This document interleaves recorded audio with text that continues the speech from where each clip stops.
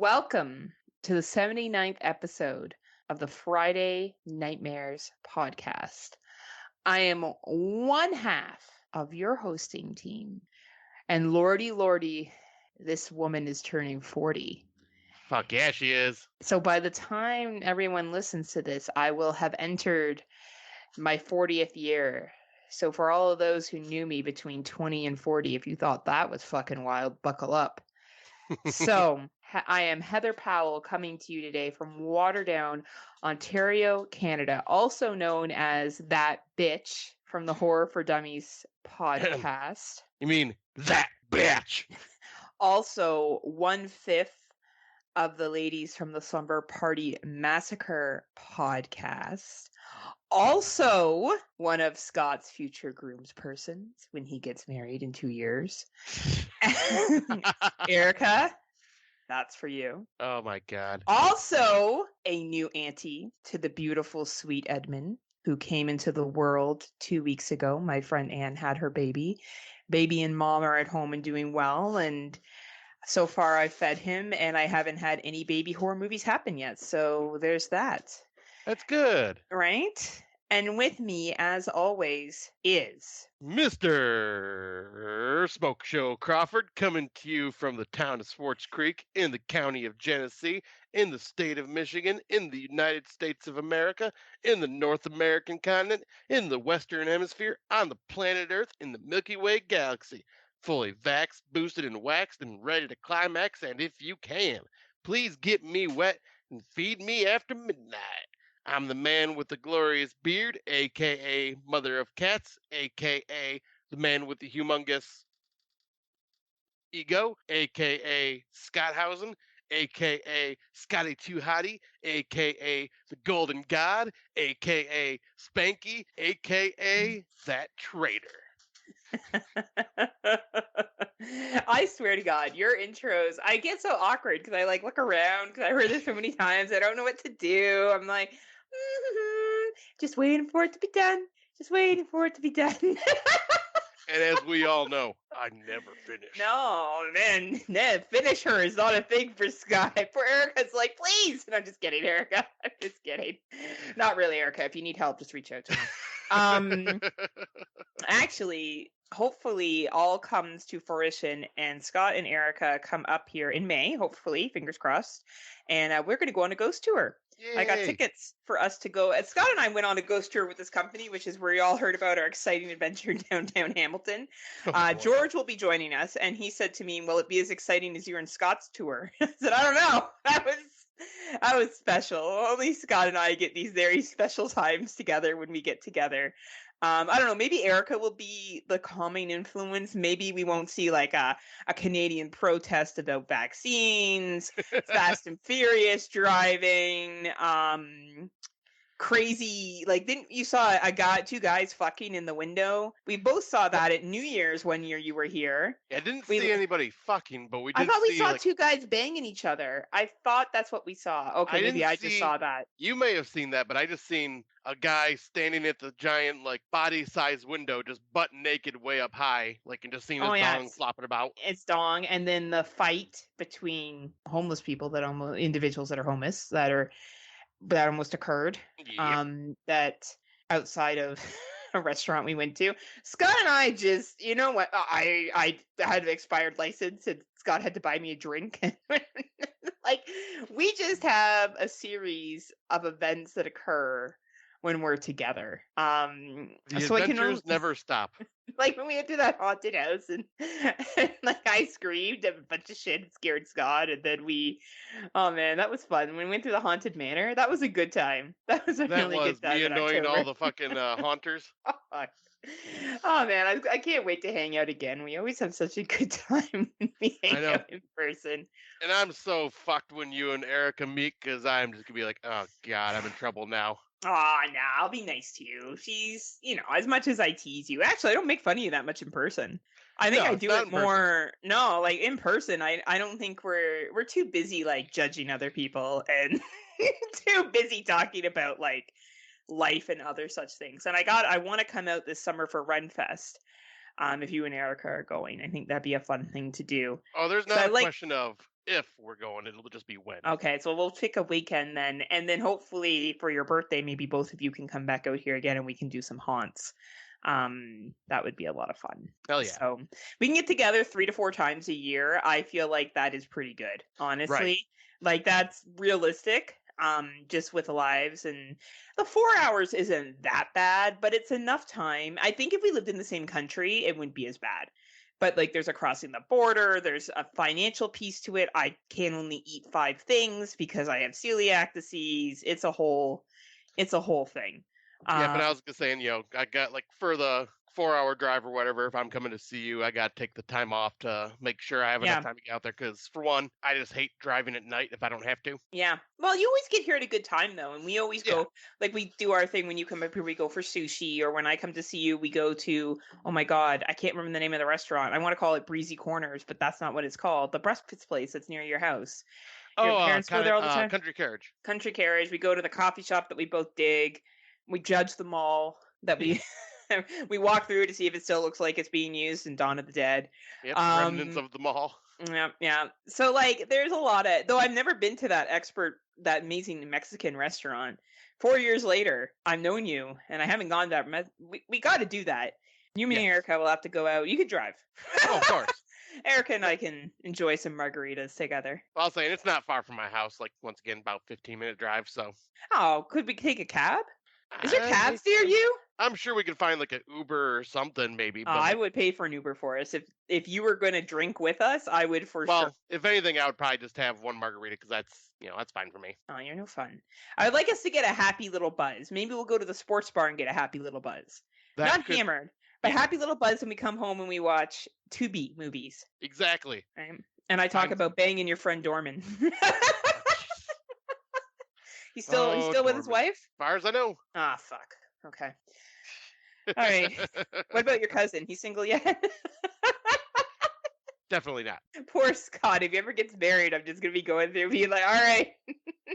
Who's bangable at your wedding, Scott?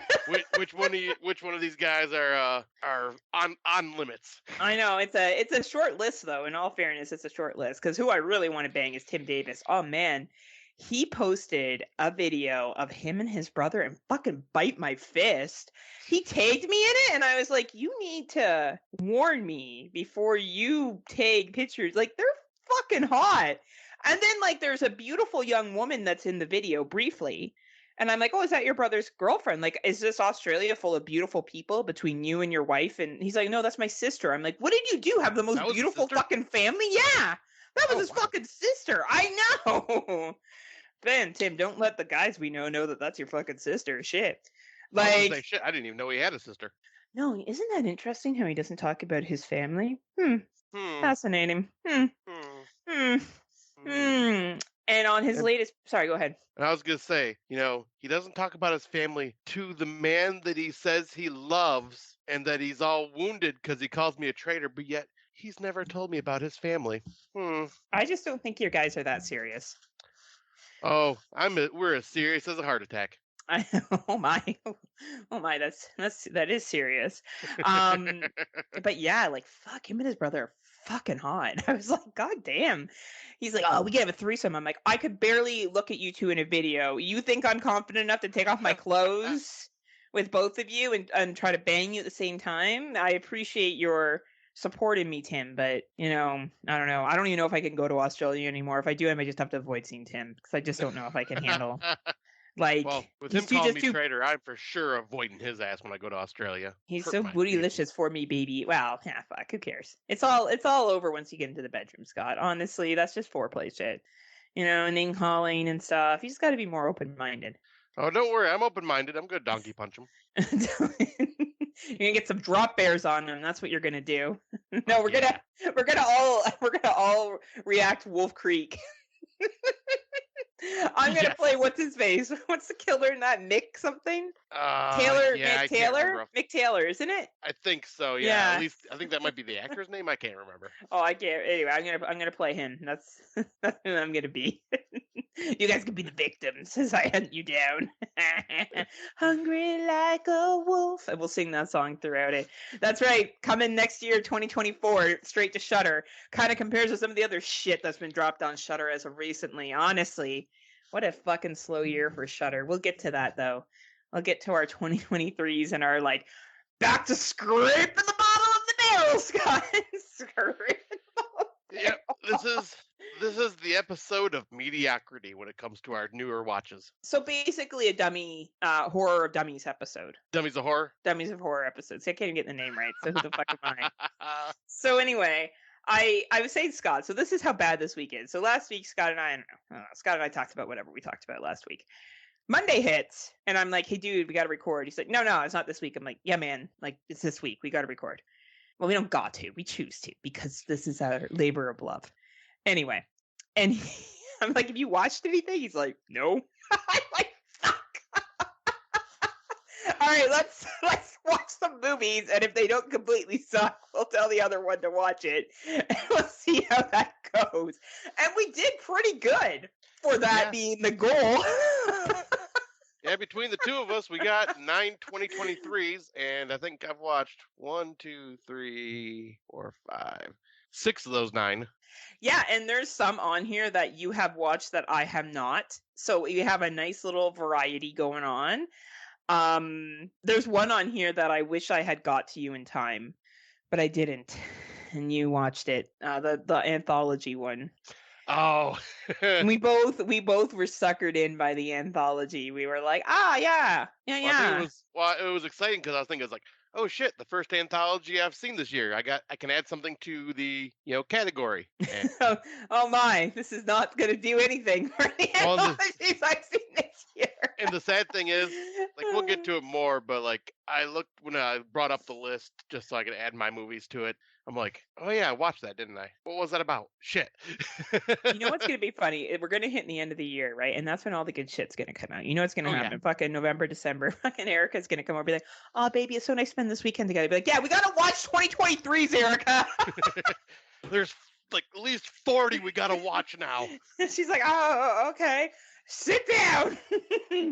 Look, Heather and I have to record Fighting Nightmares. We have our end of the year awards, the most important award show ever. Absolutely. Fuck the Oscars. Scott and I have to give our opinions. So definitely, I hope Erica knows what she signed up for. This is very serious business. Serious. Extremely serious, right? Side note about wrestling. So I was watching wrestling with George last night. Now I make fun of House of Black and I call them Master Shop Wars. And I do that mostly to get under Rob and Scott's and Tim's skin. Mostly because like we just bully and tease each other. I haven't shared with George my thoughts on House of Black. The theme music comes on. All I hear from upstairs, not those fucking guys again. I'm like, see, I'm not the only one who finds them House of Snooze. There's at least one other person. Because you've rubbed off on George. I did not. Too long. I did not rub off on him. I'm pretty sure he can think for himself. He is his own person. His own person. I have no control over him at all. When I come out there in May, George and I are having a talk. Yeah, he's gonna be like, they're boring, dude. I don't understand why you like them. And here's the thing, I don't actually hate them. I don't. They're just not for me, but I can understand they're a draw. Though the crowd last night, holy fuck, what a dippity-doo depressing fucking crowd. Yeah, it didn't seem like they really they didn't really get into it until like the Jeff Hardy appearance. And then that was like the highlight. It's like our horror movie watches this week. Yeah, I'll say, and then the Keith Lee and Jericho match. That seems to be the only time the crowds were really into anything. So for everyone here that watches wrestling, this episode's going to be like that too, because the reason we have to bring to the table, besides maybe one or two, are not overly exciting. I don't know. There's some good indie shit. I shouldn't say that. There's some good indie shit, but I feel like it's indie shit that you and I appreciate. But besides that one dude who told me I don't watch enough movies, other people probably wouldn't appreciate it as much as we do. I don't know. What do you think? Do you think other people like indie movies like we like indie movies? Oh, yeah. Well, I mean, there's besides like Dave Bailey and people like that. Yeah, I was going to say, there's obviously the crowd we talk to with the podcasting community. There's a lot of them that dig into the indie stuff, like Venom and all that. And then obviously Mark Nato, who watches every fucking thing. Yeah, Mark Nato for sure. And And even, as much as we tease him and pick on his taste, Tim Davis does watch a lot of indie shit too. He does. Well, also you watch with lots of indie porn. It's true. He's really into Exactly. that. Yeah. But yeah, but I will just say, yeah, there's only two on here I would definitely recommend, and a third that I'd be like, yeah. Yeah, see, watch out, Erica. November, December's coming, especially if I come out there, and the three of us are just going to watch 2023 horror movies. We're going to be like, Good Erica, Lord. this is very serious. We need to do our list of awards. We have our, our little pencils, and you and I are, rating the activity. That'd be hilarious. That'd be really funny. I was like, but to be fair, though, this weekend, then next weekend, should have at least two bangers in the theater, and that will be Renfield and Evil Dead Rise. Yes. Fucking thank God. Yeah. Evil Dead Rise, I am the most excited for. I think that's the film I've been looking forward to, my most hyped film of the year. But that's because my love for the Evil Dead franchise. I know, and honestly, I'm not overly excited for either of those films, but they look better than some of the shit we've dealt with. Honestly, when Monday comes, the week that we're about to podcast, and Scotty and I are both like, "Oh shit, man, have you watched anything?" No, I haven't watched anything. And we know this because we talk every day. But yeah, the reality hits and we realize that we have to double down. Long gone are the days of 2020 when there was literally nothing to do and all we did was watch horror movies, no matter what they were. Yeah, no kidding. Though, right? I do have to say, there is a trailer for something that I believe is coming out soonish that I'm intrigued about, called "The Last Voyage of the Demeter," which is a chunk of the Dracula story, but it's done by the director Andre Overdahl, the guy that did Scary Stories Tell in the Dark, which I'm still waiting for the sequel. Yeah, and then Autopsy of Jane Doe and Troll Hunter and those movies. So I'm excited for that one because I didn't know he was doing that. So seeing the trailer for that, I'm going, okay, yep. Well, that gives me hope. You know what also gives me hope? Little Edmund, who was born 2 weeks ago. I got to get him into horror movies. For sure. Absolutely. As a newborn child. Maybe I'll start with the Serbian film. You think that's fitting? 100%. Just kidding. No, Salo. Salo, right? Or Martyrs. Maybe throwing some Megan is Missing. Maybe some Suicide Club just for some good fucking measure. Well, speaking of that damn movie, I was so excited. Tubi, I was scrolling through Tubi and I'm like, oh shit, Suicide Club's on here. And I was like, sweet, I'm going to save it to my list. Came back a week or two later, it's gone. I'm like, damn it. Are you fucking kidding me? Oh man, it's a sad film though, Scott. I will be real with you. It is not a happy feel-good film. I know you could probably assume it by the title, but it is not a happy... Don't watch it if you're looking for something feel-good. Well, and I knew about that movie all the way back in the MySpace days, because I used to put horror movie death compilations on my MySpace page, for us old fogies that join social media. Oh man, MySpace. And one of the death scenes was that subway station scene in the very beginning of the movie. So I was like, what the fuck is this movie? And then I just never been able to find a copy without having to pay money for it. It's like The Boys in the Trees. It's like that's my movie that I'm like... Right. Honestly, first thing I'm going to do when I get off the plane in Australia, after I keep telling him how hot he is and staring at the ground and trying to make awkward conversation, I'm going to say, Tim, can we watch The Boys in the Trees, please? Because I feel like that is the only way I'm going to watch that fucking movie. Yeah, no shit. Honestly. Fuck it. I can't even rent it. I can't even rent it. Why? Honestly, they've done a good job of making this movie, hard to get. I'm really feeling the draw to try to get this movie. Yeah, I'm looking now. Yep, it's not even on Amazon to rent. Wow.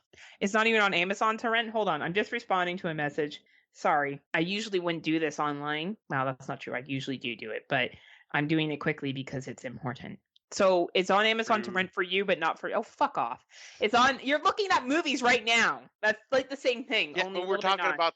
but it's looking into this movie, Missy.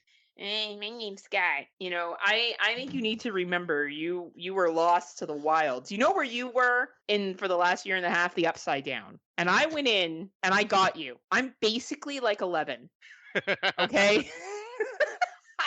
But I'm the uncorked version, so I'm 12. Oh, good Lord. Now, what's the movie that always does a knockoff? Asylum. That's who always does a knockoff, yes. Right? Like Transformers and Transmorphers.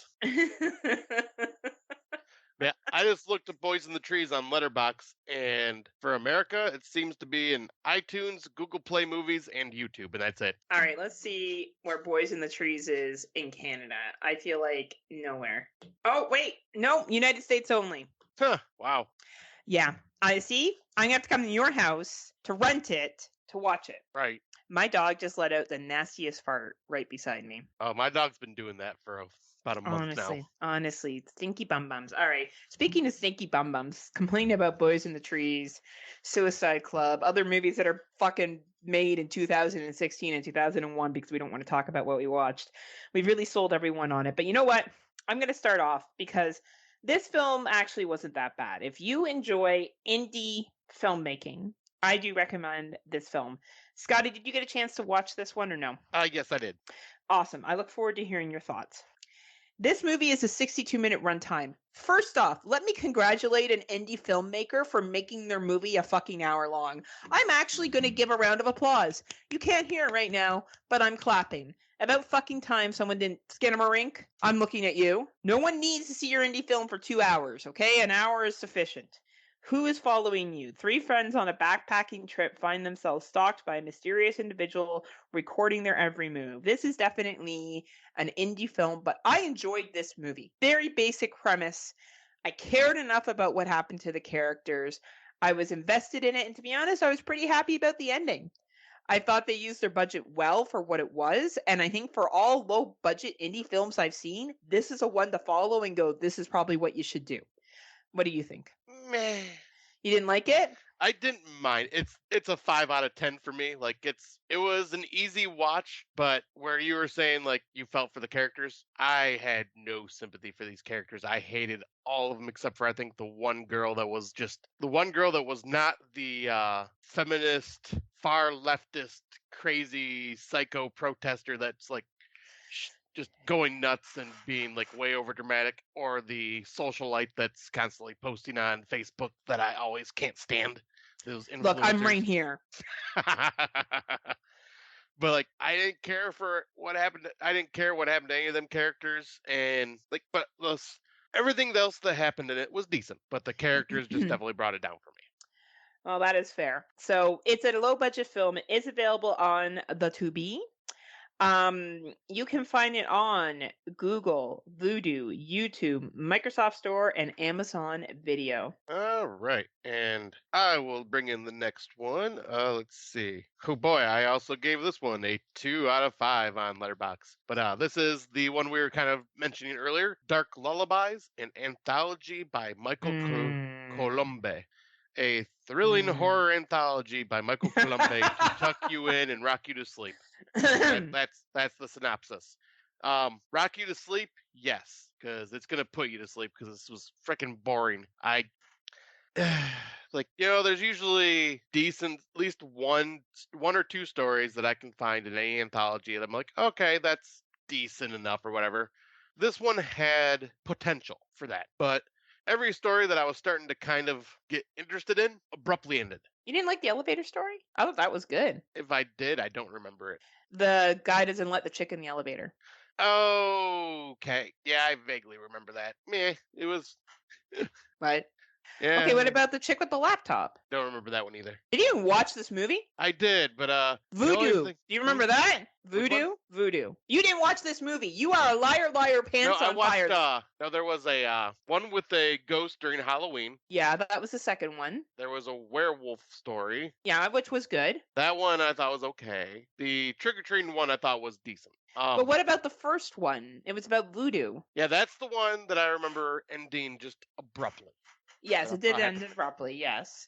I don't remember the voodoo part of it now, but granted, this was the first... That was the whole basis of it. Yeah, like, this was the first movie I watched, like, right after we recorded, so, like I said, this movie didn't bring anything to the table that was, like, memorable for me. I'm shaking my head. I feel the opposite of Scott.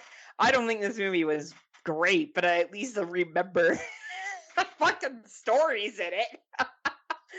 I think that there were some short films in here where the directors for those short films had potential and the writers had potential.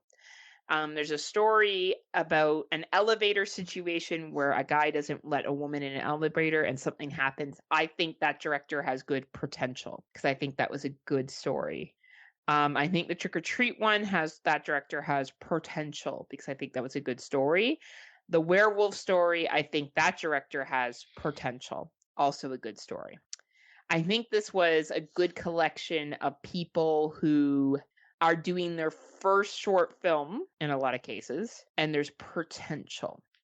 Would I say it's great? No, but I would say that, there could be stuff happening down the road. It is available for free on Plex. So if you have a Plex account, which you can get free Plex accounts, are great. They just have commercials, Yeah, like well, like similar Tubi. to Tubi, right? It is on there. If you're an aspiring filmmaker, I think it's worth a watch. If you're an anthology, really hardcore anthology completist, like you watch all of them, then I say you watch it. But this is definitely not going to be something that you would see on like a Shudder anthology. It's not up Yeah. there. No. No, like I say, very forgetful for me, obviously, if I can't remember most of the stories. But Yeah. the next one is You. I have not All seen this right. one. Inside, right? Yep. Let me see. I pulled off my letterbox. Sorry. Now I got to pull this back. You haven't seen Inside? I thought you watched it. Let me double check if I did. It's another It's one the I don't one with remember. William Defoe. No, I did not get a chance to watch that one yet. Oh, okay. Well, be careful what I say then, because I think you'll really like it.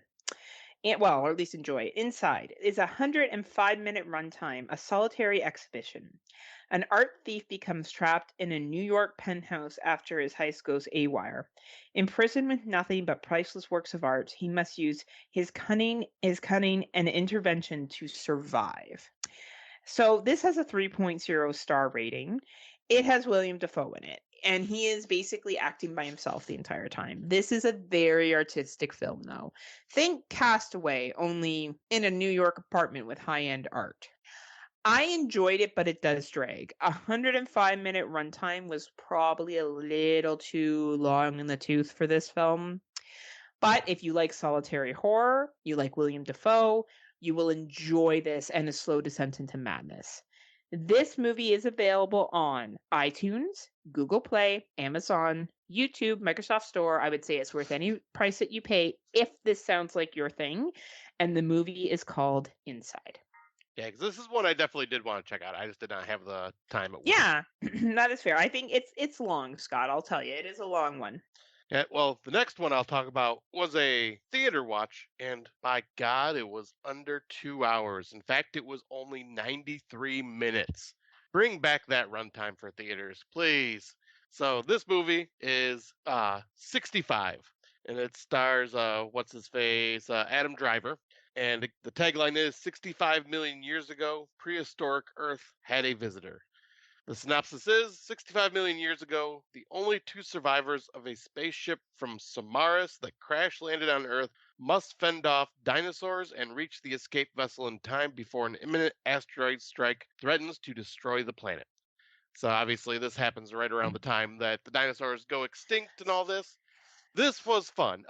It lacked a little in story and focused more on like the action that was going on in the whole situation, which I'm totally fine with because this was a better Jurassic Park film than most Jurassic Park movies. Because like the dinosaurs were always a looming threat; they were on the screen quite a bit. How was the CGI? That's always a beef people have. The CGI for this looked really good. Oh yeah, nice. The design choices for some of the creatures just looked a little weird, but I think they may just been trying to make their film stand out from Jurassic Park. Like they're what I would assume is their T-Rex had bit longer and more muscular arms.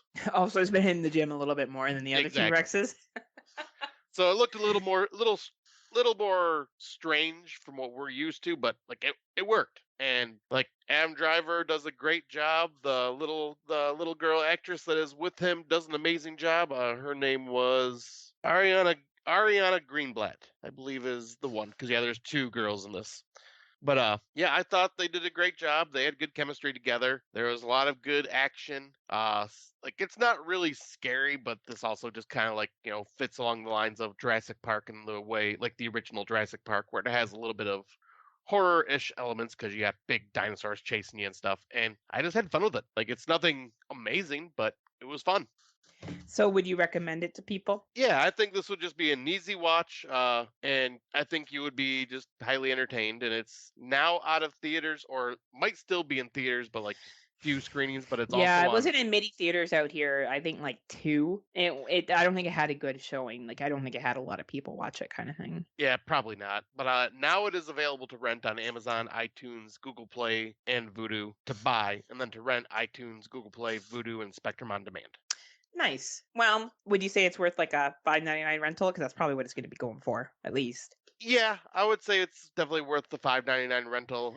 If it's like the early access $29.90 or $20.99 rentals that we get sometimes nowadays, I wouldn't pay that much unless you had a bunch of friends over. And you're all splitting it. Yeah, All right, that's a sign right there. Well, I'll watch it. I like dinosaur films. They're a guilty pleasure. yeah, say they're fun. I even liked I really liked the stuff on like King Kong versus Godzilla. Like I even Yeah, like that movie. I thought it was cute.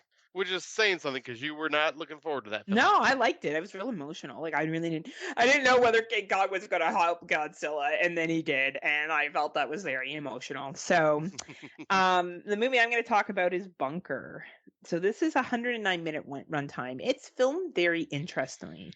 It's almost filmed like it's a stage play. And I really dug that about this film. I think this film is going to be a sleeper film. Oh, Tim gave it 2 stars. He probably didn't understand it. That's probably why. I understand, Tim. Did they use big words? I'm just kidding. Oh, damn. I'm just kidding. I think it's a good film. Tim and I rarely see eye to eye on a film, so it's not shocking. That's not true. Sometimes we do, but that's fair that this wasn't for him. I completely understand. This was definitely, to me, felt like a stage play and was paced like one. And if that's something that you don't enjoy, this wouldn't be something that someone would like. Right. So it's a 109-minute runtime. I think I said that already. Trapped in a bunker during World War One, a group of soldiers are faced with ungodly presence that slowly turns them against each other. I really enjoyed the acting and the characters in this. I thought everyone did a really, really fucking good job. I bought into each character. I bought into the battalion as a whole. I thought the ending was emotional. I don't know. I really did dig this, but it is very much a war piece.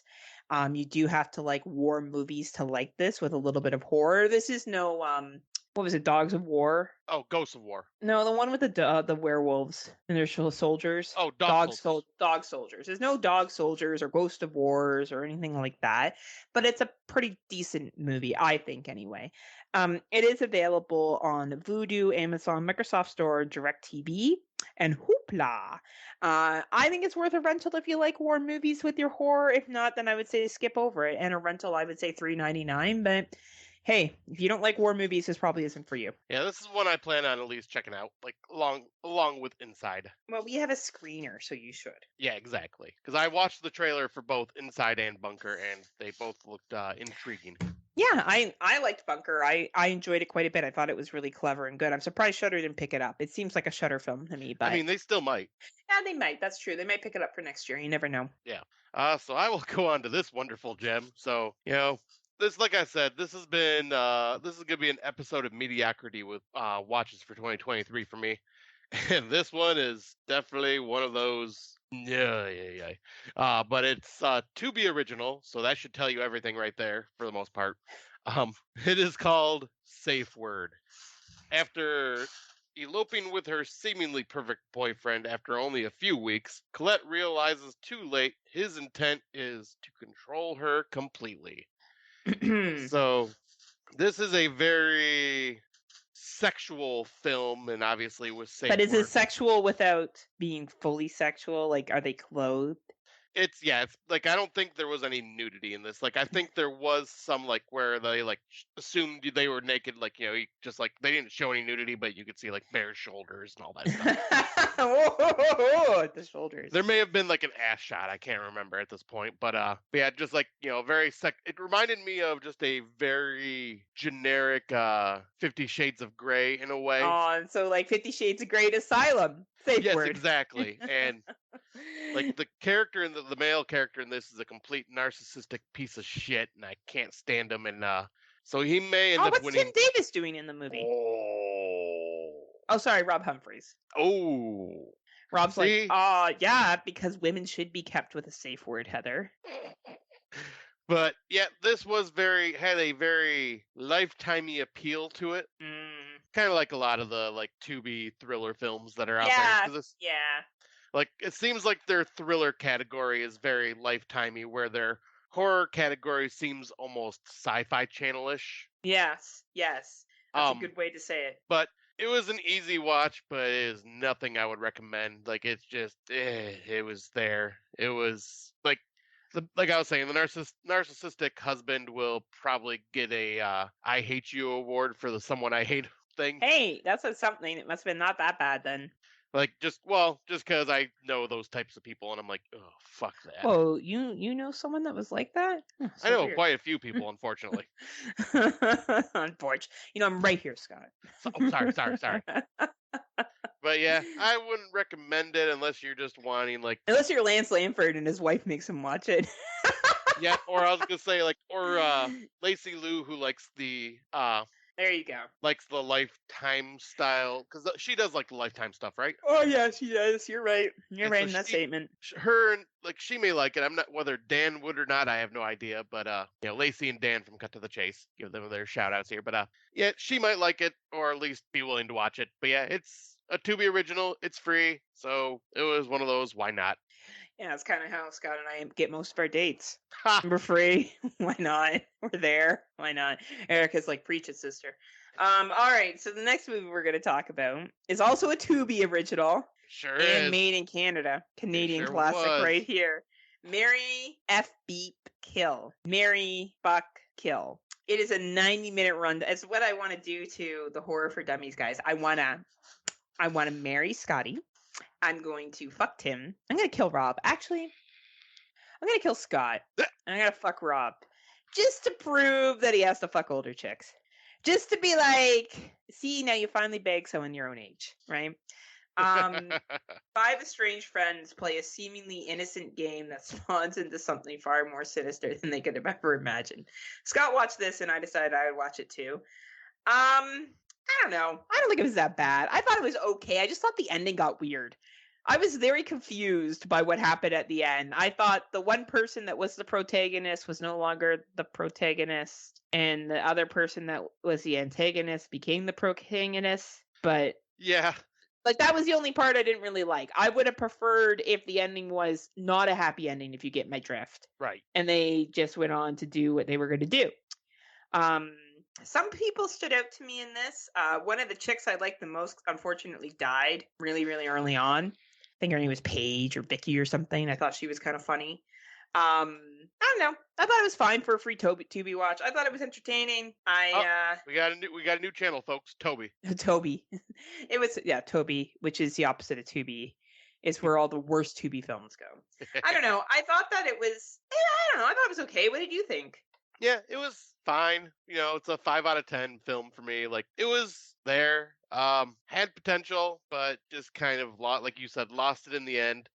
Like I was kind of intrigued. Like once again, this was kind of like sexy time Tubi with like this week's Tubi originals, because like there's like an orgy in the beginning type situation going on. I'm going, this isn't Tubi. What the hell? And, right. But it was like the cheapest orgy ever. They all had lingerie on. No one really saw anything. They just kissed. It was like, ooh, where's some cock and some vajayjay? Where are the boobies at? Where are the asses at? Come on. I fantasize about better orgies in my head. I would have a way better one with the Horror for Dummy guys. Fuck But, this shit. but yeah, once again, this was free, easy to watch, just middle of the road. Didn't hate my time with it. Didn't enjoy my time with it. Just kind of like it was there. Do you think people would have orgies wear condoms? Do you think they're all walking around with condoms on? I feel like that people are doing orgies are not worried about like doing it safely. I don't know. It seems like people that are doing orgies plan it ahead, so they probably do bring condoms. You think they all wear condoms, or do you think they all like? Because if like multiple people come inside you, how do you know which baby it is? I guess you have to get a DNA test. What if the Exactly. sperms merge together? To create the ultimate baby. I got a horror movie right now. All right. Orgy happens. Sperms merge together, and it makes evil baby. That's angry that it came from a product of an orgy. Oh, so Freddy Krueger. Yeah, only it's consensual. Yeah. That's not an orgy. That's gang rape, Scott. Oh, I don't know what you consider an orgy. Oh, bye. That's what I was hoping with Tim Davis and Rob Humphrey, if you know what I'm saying. Consent, I Scott. want them to treat me like, put holes in me like Swiss cheese. You want to act out how Freddy Krueger was made? Yes, I'll wear the nun outfit. Oh, you're such a horrible human being. Anyway, Mary Fuck Kill. I don't know. I thought it was entertaining enough until the last little bit. So I don't know if I can strongly recommend it. It's on Tubi. If you also watch Tubi like us, it's not bad. It's all right. Yeah, it's there. Rob Humphreys, it's my #1 movie of the year. You better watch it.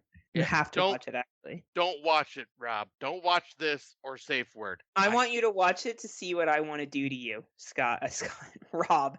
I'm trying to figure out which character I want Rob to be and which I'm going to do to him. Rob, you're going to be the main character and I'm the other chick. You and I are the two main characters in this. And I want you to watch this movie. And that's what I'm going to do to you, Rob. Rob Humphrey, I repeat. Scott's the gay guy. That's super rich. It reminds everybody how rich he is every 5 minutes. Rob, it's like playing magic. Don't watch these movies. They're terrible. No, but they're also on Tubi.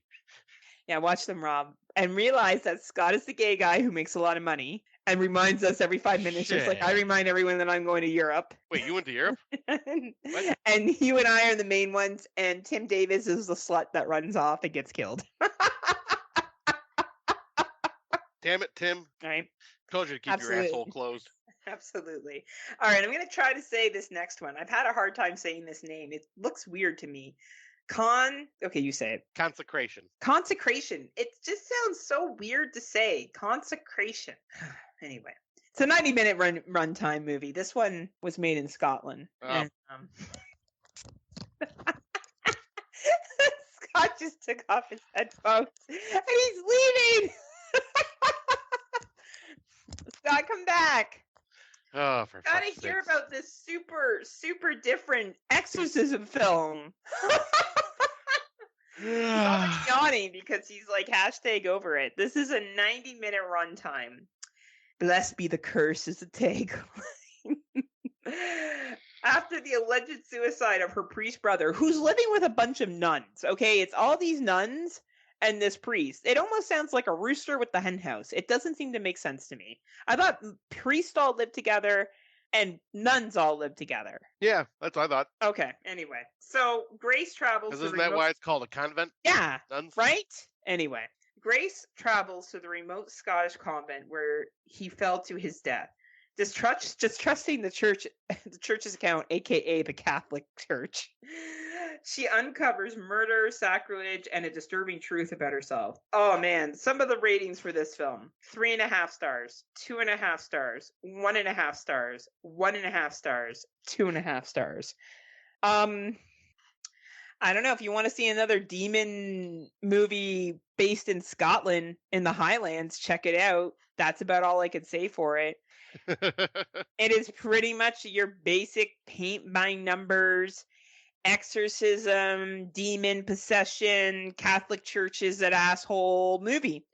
If that sounds like something that would appeal to you, then I would say watch it. If not, I would say skip over it. I believe it's coming to Shudder. Oh, could. I was like, yeah, I think so. I think this had a limited run in theaters. Or maybe it had a theater run because it's available now on iTunes, Google, Vudu, DirecTV, and Spectrum on Demand. Okay.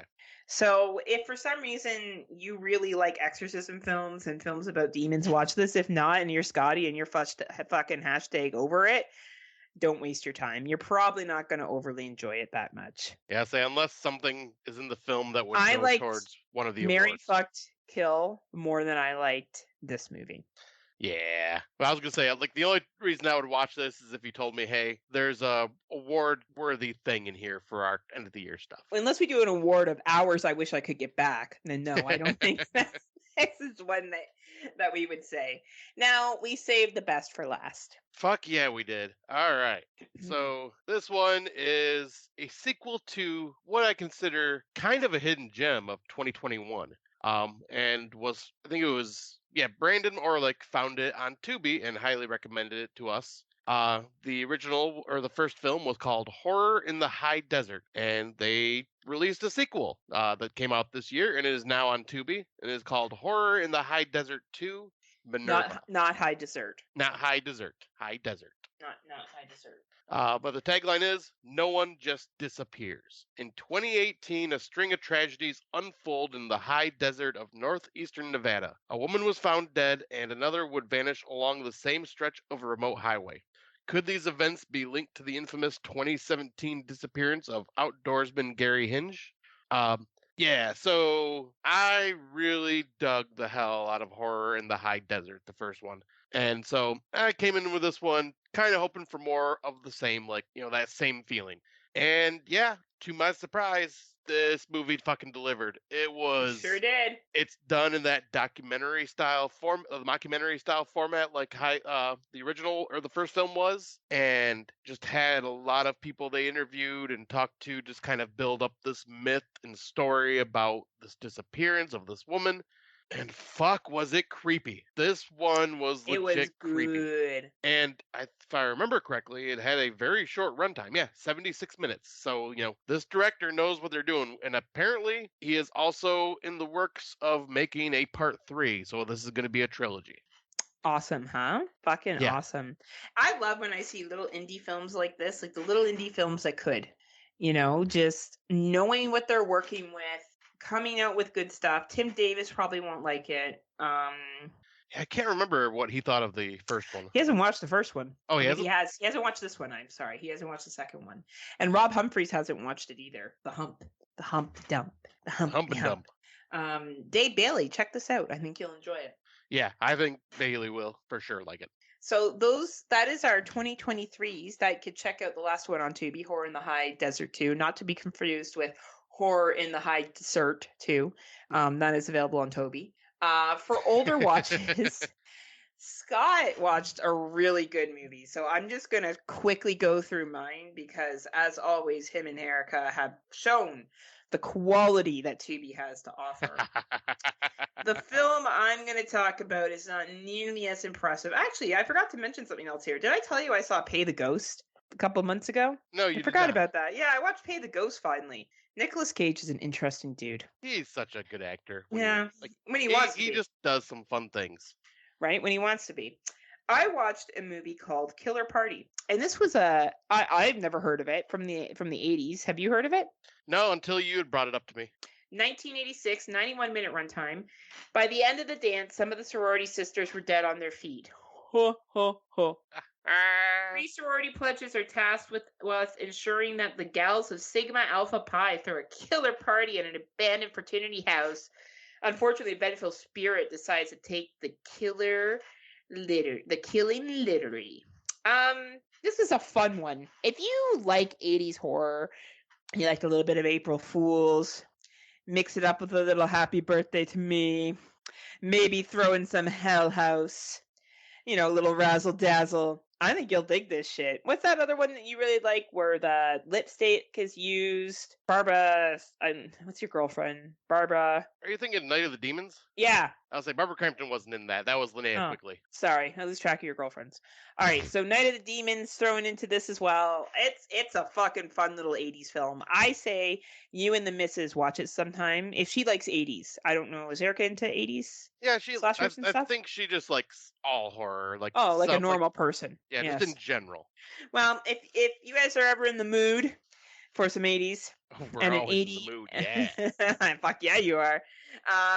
But if you're in the mood for some 80s, old school watching. I think this one's fun. And if you like those type of movies, you'll dig this one too. So check it out, peoples. It's a good time. Yeah, this is one I definitely want to check out. It sounds like one of those 80s gems that I Oh, it's just. a gem. It is actually, for sure. All right, I'm pulling up this. Oh yeah, you are. All right, so Erica and I do our To Be Tuesdays, though we did a To Be Monday this last time just because I was busy on Tuesday. But Yeah, he was out with his other girlfriend. Oh, whoops. oh Ooh, god, shouldn't have told Erica online. Oh, his other girlfriend notices grandma. I was saying, yeah, Grandma was giving me shit. That's for a different story. Why? What did you do? She's just silly old lady. Is she like, is she like, you keeping yourself pure for marriage, Scotty? She probably thinks that. She knows you've been married before, right? Yeah, but like when I tell her things, like she thinks I'm all innocent, and when I tell her things, she just has the reaction, and I remember the love picture you that. posted of her when she saw all the chicks coming in with their prom dresses That on? shit was hilarious. And her face was like, where's the rest of their outfits? hmm Her face was mortified. I loved it. Oh man. Anyway, sorry. Back to your killer. All right, so Your movie. the film that Erica ended up choosing, she said she came across it, watched the trailer, and said, "Oh God, this will be a fun one to watch with Spanky, as she likes to call me." um, Mm. but she just knows that I'm into the silly ass horror films as well as I am into the more serious ones. This one is More serious films. Yes, yes. But this one is called Cute Little Buggers. Was released 2017 and has a runtime of 108 minutes. The tagline: "Out of this world, out of control, and out to get you." From the director of Dead Time and Crying Wolf comes Cute Little Buggers. Will you let them take your women? It's Gremlins meets Hot Fuzz set in the English countryside. No. Anyways, when hostile aliens crash land on local farmland, the villagers at the summer ball get suspicious when young women start going missing. Oh, for The fuck's villagers sake. soon band together around our hero Melkor to fend off the invaders and bring back peace to the sleepy English countryside. B movie laughs in this creature feature from director Tony Jopia. The only other person that has watched this that I follow on Letterboxd is our good old friend Donanelli, and he gave this 3.5 out of 5 stars. So I was like, oh boy, I can't wait to see what this is like then. And so one thing this film or this synopsis did not say is that two aliens by the name of Ernest and Brad, which is just hilarious, find Earth and say, "Hey, we need to bring back more species to our planet, so let's impregnate this planet's women." How are we going to do that? Well, let's send down some drones that will find one of the innocent looking species on the planet and use them. And they come across rabbits and somehow transform the rabbits into killers that are will swallow women whole and bring them back to an impregnation chamber.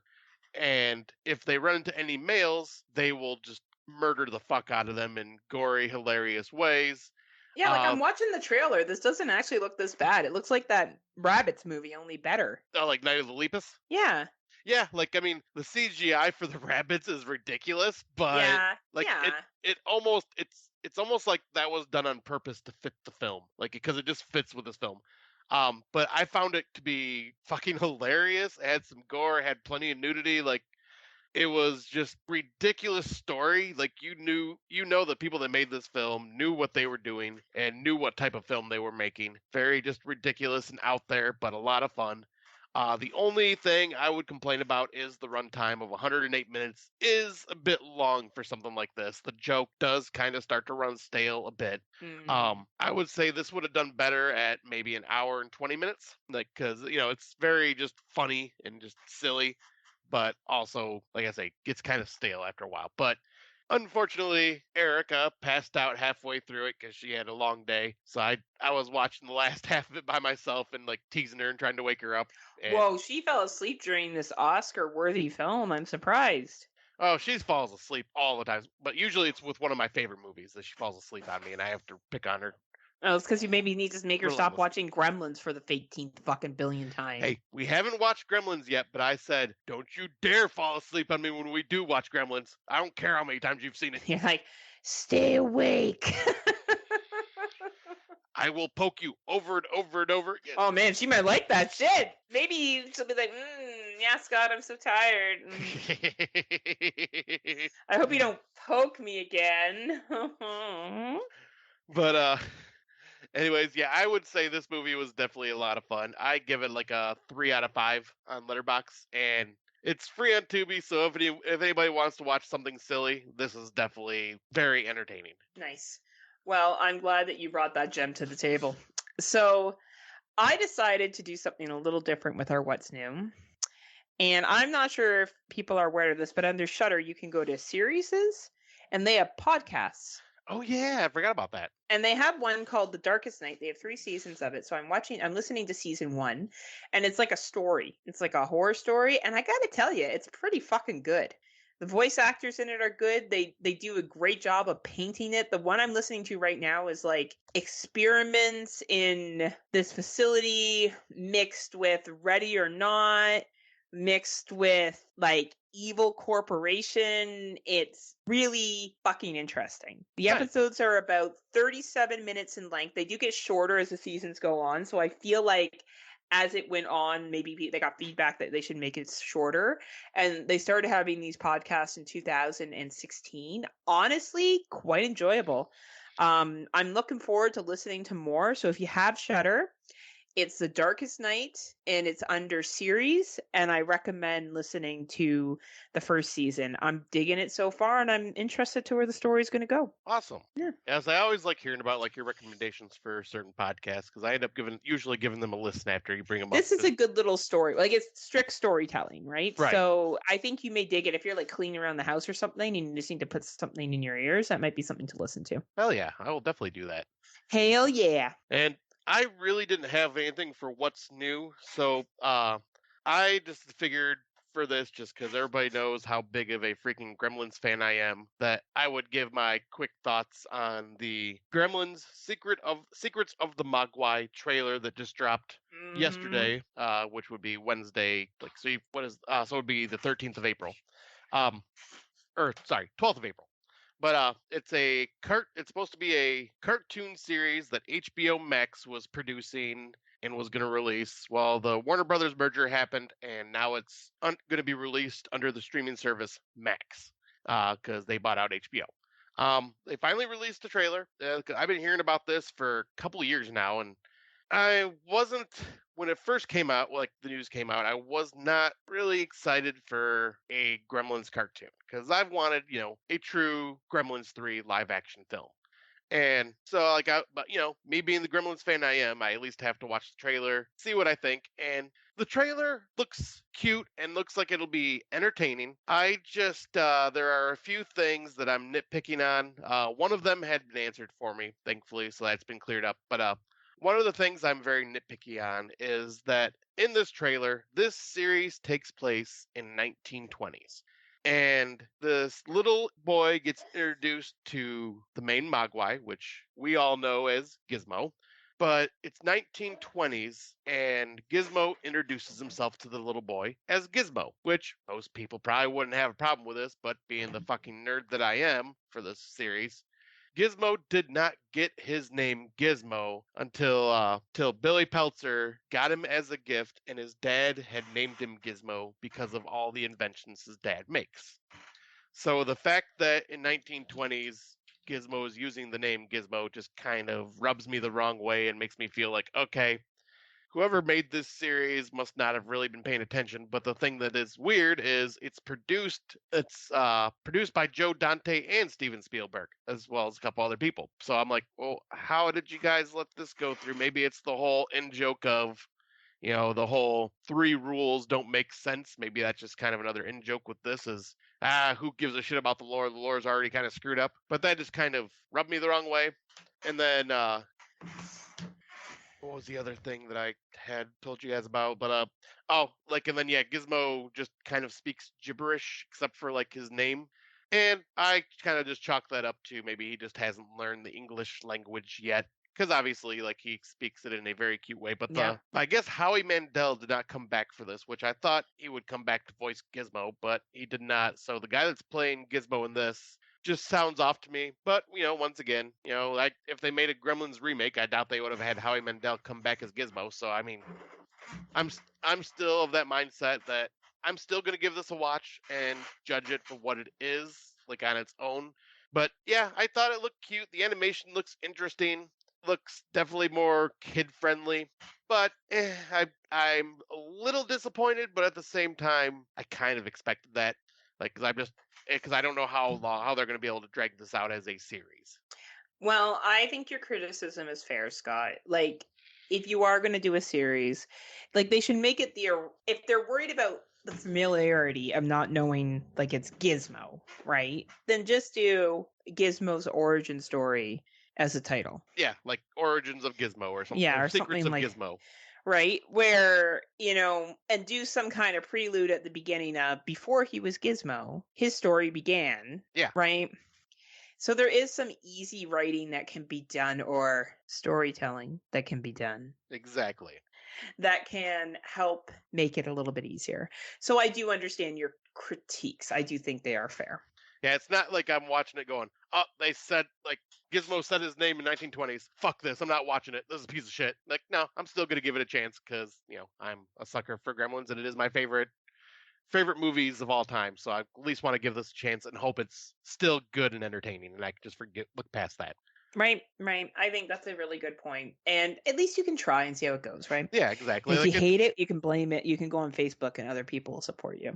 right, exactly. Oh, there's already a lot of people going, this shit, why is this a cartoon? I'm like, yeah, I don't want it to be a cartoon. I'd rather be a movie, but who cares, guys? Scott, you got to get really mad about it. I know, because no one comes up with anything original anymore. The '80s is the most important thing in the world.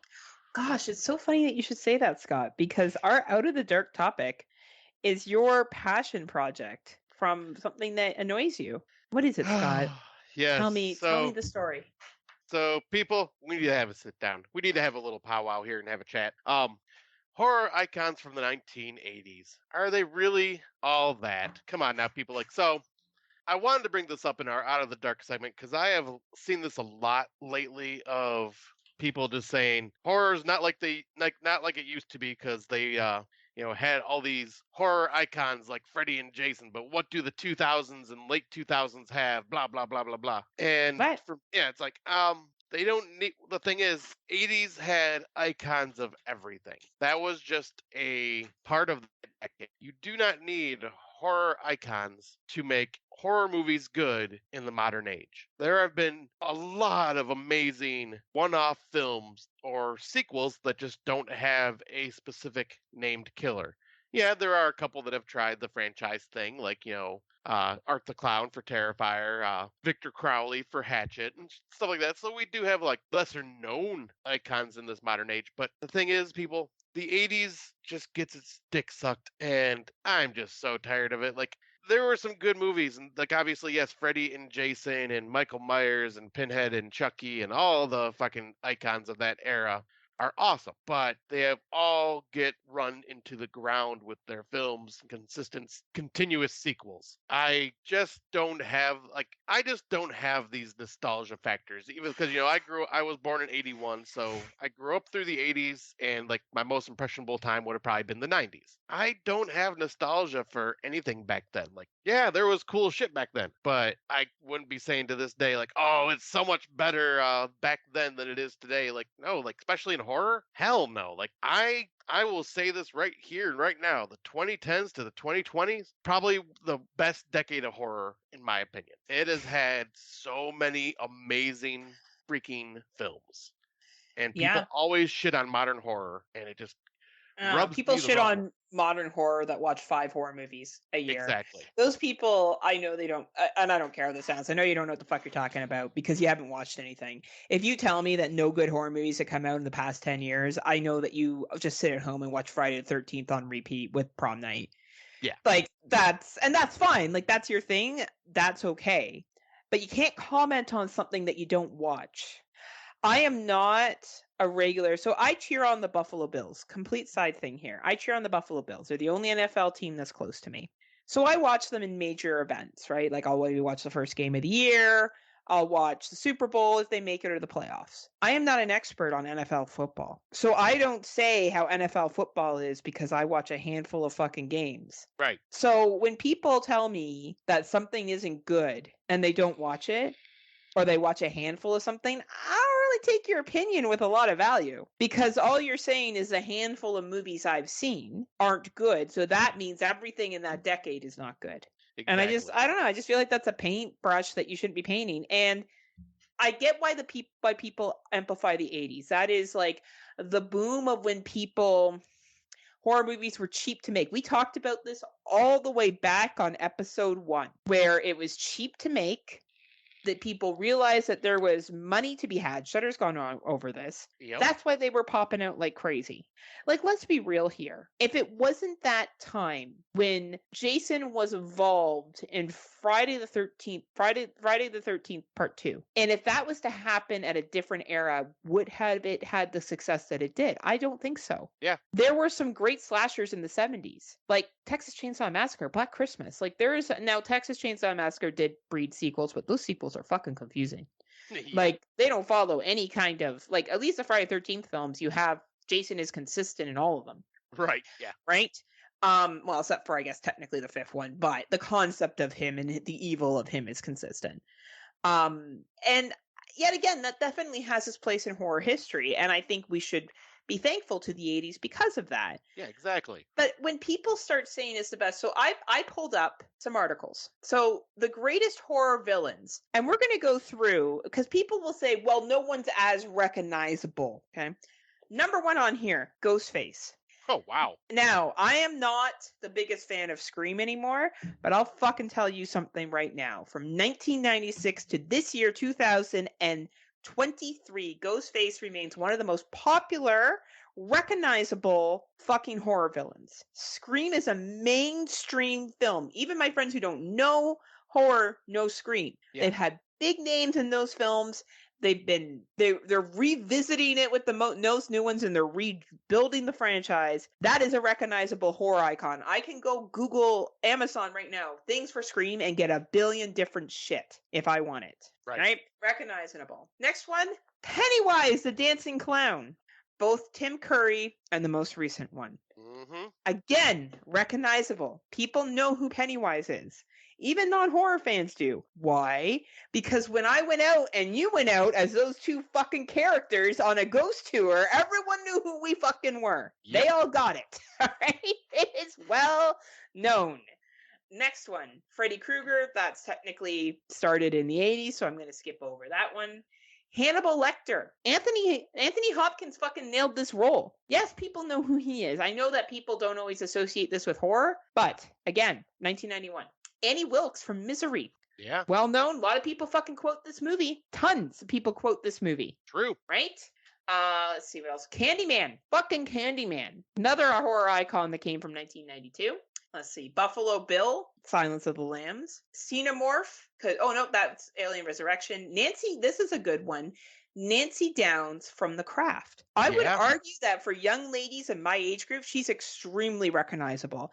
People see her Faruqa Balk and they go, oh, The Craft. The Craft. She was the chick in The Craft. Yeah. Right? Like, that movie was very, very influential. Let's see, what else do we got here? Max Cady from in Cape Fear, Robin De Niro. Yeah. Right? Count Dracula. Absolutely. Lestat. Sadako Yamamura from The Ring, original and the remake.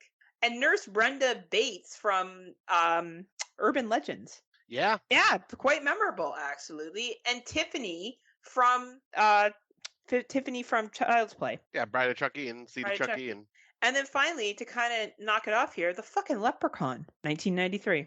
Yeah, well, I was going to say, and then, in modern day, we have Sam from Trick or Treat. Yep, Sam from Trick or Treat. Not everybody was that. The Lady Van Tassel from Sleepy Hollow. Oh yeah. See, I wouldn't think a lot of people would know her, but yeah, I guess that makes sense. But like Jigsaw, a lot of people know who Jigsaw is.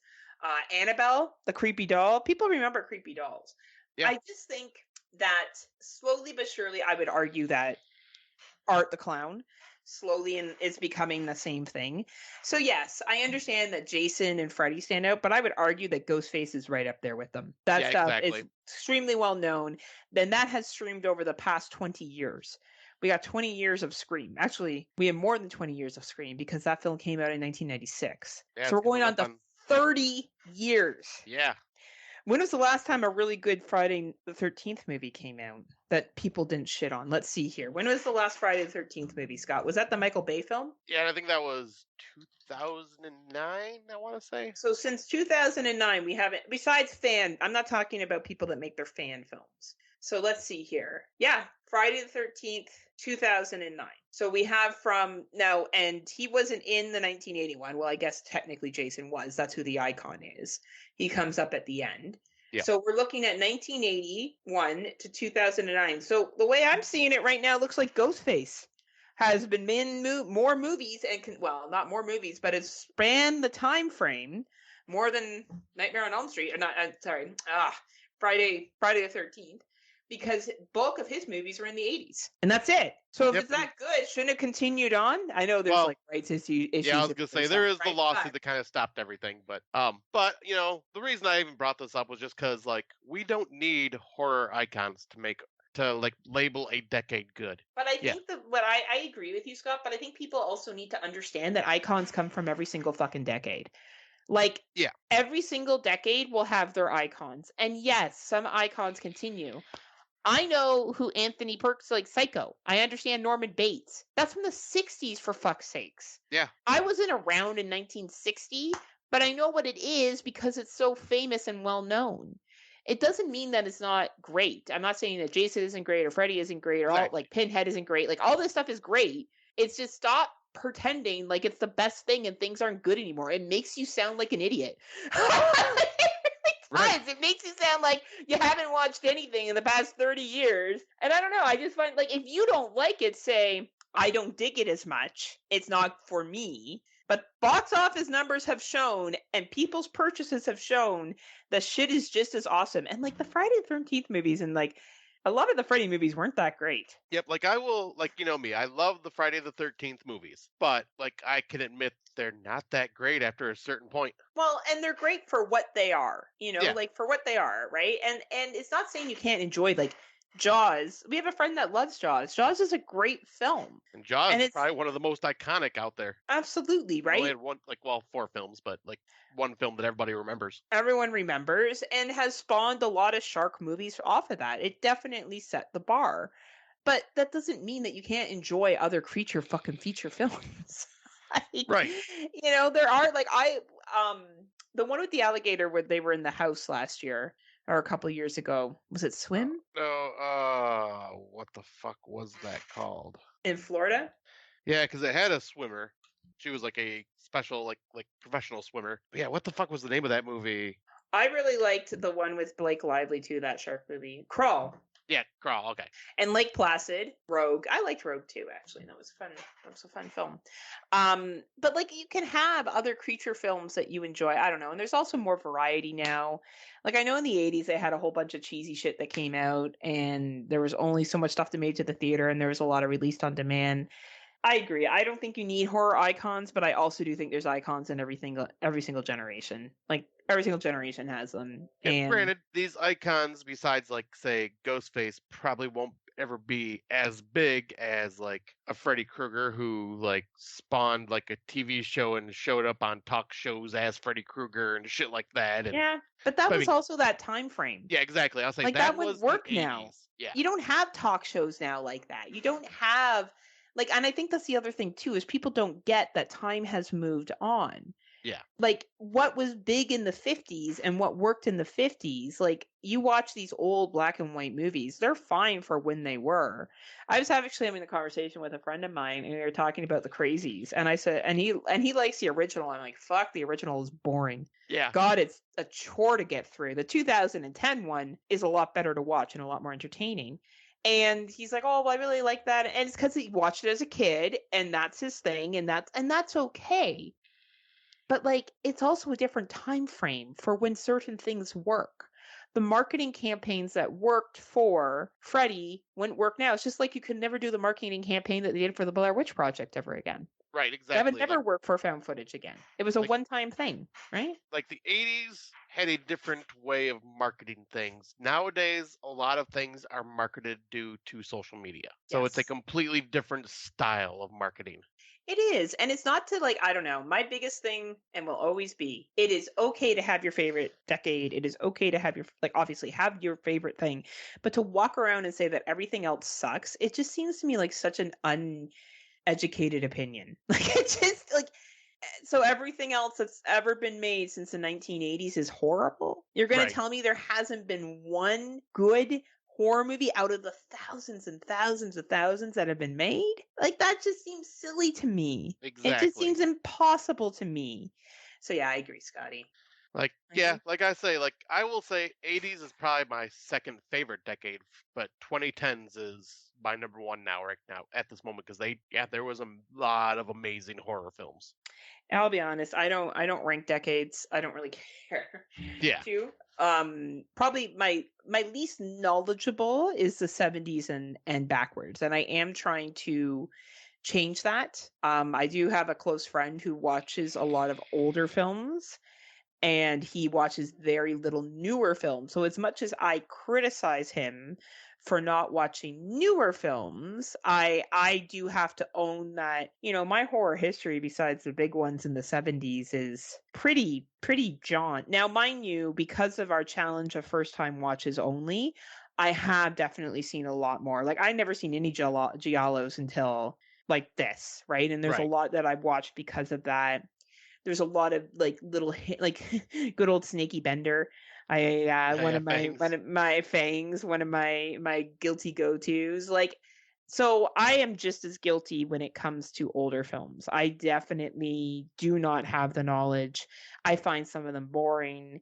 But that being said, if we didn't have those films, like we didn't have House of Wax with Vincent Price, there's a lot of other films we wouldn't have today. Exactly. If we didn't have Nosferatu, there's a lot of other films we wouldn't have today. Those films paved the way, and those stars paved the way for what we have in horror now. So I am trying to be a little more open minded and go back in time. And that's my challenge that I'm aware of, and my handicap in the sense that I don't like handicapping golf, Right. like where you don't know something and you have to kind of educate yourself on it. Yep. So that's where I'm trying to be a little better. I wish other people, when they criticize other things, did the same. Like at least try to watch a product or watch a movie or watch something to before you make your judgment call. Like actually watch it. Exactly. Right? Because I'm the same way. Like my lack of knowledge kind of goes from the 50s and before that. Oh, so And you're deeper than mine. You at least go to the 50s. yeah, just because I was raised on a lot of the 60s stuff with like in the late 50s stuff with Vincent Price. Yeah, you like a lot of Vincent Price stuff. That's true. Yeah. So like yeah, I grew up with a lot of that stuff, but like yeah, like the 50s and before is kind of like my blind spot that I've, tried filling in here and there. Yeah. Yeah, and that's all we can do, right? Is slowly try to educate ourselves. But yeah, I'm glad you brought this up, Scott. I think it's an important topic to think about and to think about where our own blind spots are in horror too, right? Yeah, exactly. Before we make judgment calls. And I don't know. I hate when anyone says everything sucks. Or Yeah, like when people say the music of this generation sucks. Like I just think it's so immature. Like exactly. just because it's not for you doesn't mean that it sucks. You just don't have to like it. Like why can't whatever happened to just letting people like what they like? Right. Like you can say it's not for you, but you don't need to be criticizing the other people that do like it. That's my point, I guess. But yeah, like Scott and I have the right to criticize all the 2023s though, because we're special podcasters. So that's different. We are special. We're super privileged. So thank you for sitting with us as always. We hope, I don't know, we gave you something to watch or listen to or something to check out. Thank you as always for listening. I just repeated myself. Thank you for listening. You can find us on the Legion Podcast Network. We're under the Kill the Cast feed. Welcome back to Jerry, Kenneth, and Jay. I almost said their names is all as one there for a second. Yes. They are back. Sorry, go ahead. Yeah, I was gonna say welcome back. and they are back to releasing episodes. So they're heading towards episode 100. I think they'll be coming up to that soon. So that is very exciting. I think they've been at this now for 5 or 6 years. It's been a while. I think they were podcasting. They are the reason I got into podcasting. I'm wearing my Kill the Cast tank top right now as we speak. You never forget where you came from. Yeah, and I was just saying, Jerry helped us get this show going the way it is, and Mm-hmm. I also got to say thank you, Jerry. You hooked me up with an amazing microphone. Unfortunately, I am not using it just yet because I have to get new headphones because my headphones do not work in my computer when this microphone is plugged in. So I got to get a new set of headphones. But once that is in, hopefully, Smoke Show here will have better sound quality. Well, you'll sound as good as you look. Oh, yeah. Fuck yeah. But yeah, we have very much Kill the Cast to thank. We are coming up on episode 80. We will definitely continue to episode 100, and then we'll see where we go from there. But we've come from little podcast and bibbies to where we are today, and we definitely have a couple of people like Dave C., Jerry, Venom, Dave Bailey, Lance Lanford, Phil Ray, Tim Davis, Tim Davis, Rob and I want. Humphrey. Oh my gosh, I want to shout him out. He does reviews sometimes. He's on our page, and I feel like I've just forgotten his name. I'm such a dick. Jason. Oh, yeah. Who Yeah, does Jason, really. Jason Black. Yeah, Yep, and then Jason McClure as well. yeah. James For Tongan. yes, for supporting us all this time. Some early adapters. Yeah, Tim was one of our early fans, wasn't he? Yeah, he listened on he listened to us episode 1. Yeah, it's hard to believe how far we've fallen. Far we've fallen. Just kidding. But yeah, very grateful. So I'm really happy for the guys to be hitting their episode 100. So please check them out. As always, there is the Legion Patreon. And I'm not sure if Scott wants to keep doing the What Are You Waiting For? We do this all the time. Scott, do you want to let it go? What are you waiting for? What are you waiting for? I'm never giving this up. So that's the sign up for Legion Patreon today. It is, I think, a $3 a month commitment. You get promo codes and other early access to shows, and join us on the Legion Network. We're all a bunch of just amateur podcasters living our best fucking life. As always, we like to shout out friends of the show. We like to shout out The Horror Returns with Lance Lanford and company. We like to shout out the Psychosemantic Podcast, the Cemetery Gates Podcast, the Exploding Heads Podcast, the Chorus Dummies of Horror, and is it Dummies of Wrestling for what is it for the wrestling? Yep, Dummies of Wrestling as well. Dummies of Wrestling, as well as I feel like I'm forgetting somebody. Am I forgetting a show? This Horror Life. This Horror Life and Slasher Radio with Mr. Rob Humphreys. Rob. So feel free to check out those awesome shows as well. And the Slumber Party Massacre, I'm on that too, in case you want to listen to me with a bunch of bitches talk about shit. You can listen to us there. Until next time, hopefully we'll have more 2023s to talk about. And what do you have to say to the good people, Scotty? Yeah, thank you as always, everybody. Hope this episode was at least entertaining, even if there was just a lot of mediocre films in our 2023s that we discussed. But, it's always just fun just shooting the shit, and we're just glad that you guys support us and enjoy our show. So thank you all, as always. And until next time, kiddies, unpleasant dreams. See ya.